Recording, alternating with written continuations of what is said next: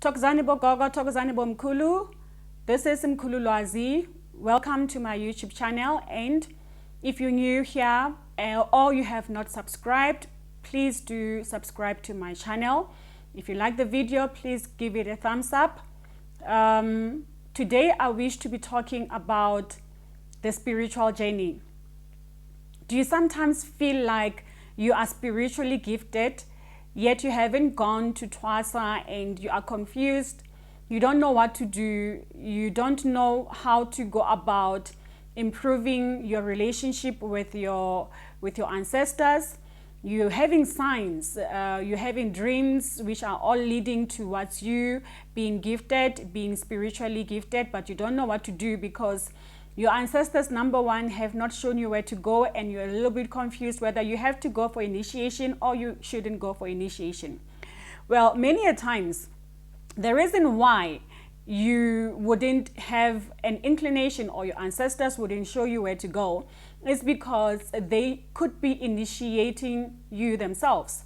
They could be taking the matter of teaching you their ways themselves, instead of them wanting to rely on an external person like Ugobela to teach you.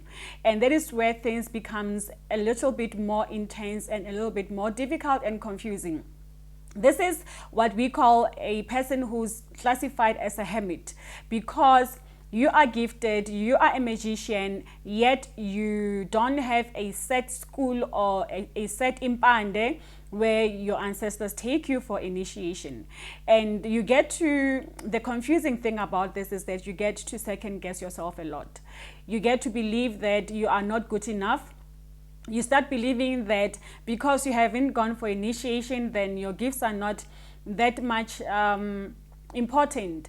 You don't even understand whether you are supposed to be a full-time healer or whether you're supposed to be doing your day work, and you don't understand how to go about it. The basic thing that I can help you with, or teach you, or advise you rather, is to start Oupath. Do Oupath process. Use a white, yellow, and blue candle. Put a glass of water in front of you. Speak to your ancestors. You need to address them, make them aware of who you are, whose child you are. Give them your date of birth if you have to, and specifically ask for guidance. Ask them to know exactly what type of gift you have, whether you are supposed to be initiated. And many a times you find that when they self-initiate you, they work a lot with intuition. That is why you find some people who doing card readings, they will tell you that it is an intuitive reading. So that will mean that you also need to start relying a lot on your own intuition and trusting the process. Trusting that that intuition will always guide you to the right path. And ask for purification as much as you can. Do cleansing rituals almost on a daily basis if you have to, so that you cut through all the negative energies, you cut through all the bogus or impure spirits which could potentially come and derail you from achieving your ancestors' desires for you. Because the dangers to that is that, and wait. Just wait on your ancestors until they guide you. Because the dangers to that is that you may end up wanting to randomly go and initiate. You find that you've been initiated under an impande that your ancestors don't want.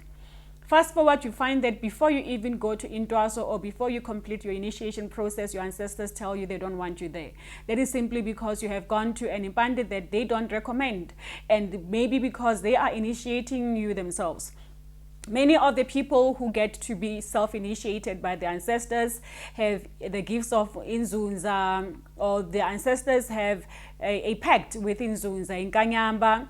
Some of them have the gift of Amakosi. They link with Amakosi because many a times when you connect or you link with Amakosi don't really approve, or they don't really take a liking to their children going for initiation, because which inkosi would like to sit or live or be in another inkosi's dwelling for 3-4 months or 1 year at a time?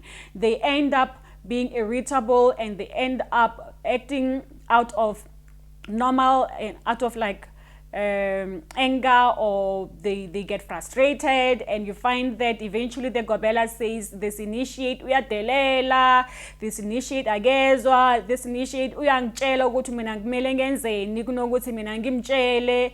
You know, then there becomes a conflict of interest between you and the initiate, or between you and the gobela, only to find that you are being guided by amakhosi, and amakhosi would rather come and initiate you themselves.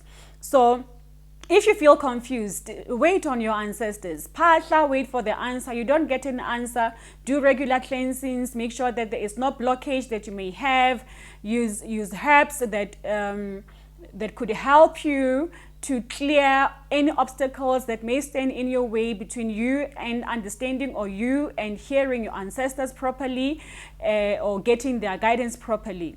So it can be a very tough situation to self-initiate, because that is when you need to really trust on your ancestors. I hope that this video makes sense to you. And if you're one of those people who are gifted with amakhosi and you don't even know that on amakhosi, how do you know that you are moving with amakhosi? You would be more of a person who doesn't like to have a job, but a person who likes to be independent. Maybe you like to be in business, or you are naturally a leader even in your workplace. You quickly get promoted. You find that in whatever organization or whatever social structure, they quickly put you in leadership positions.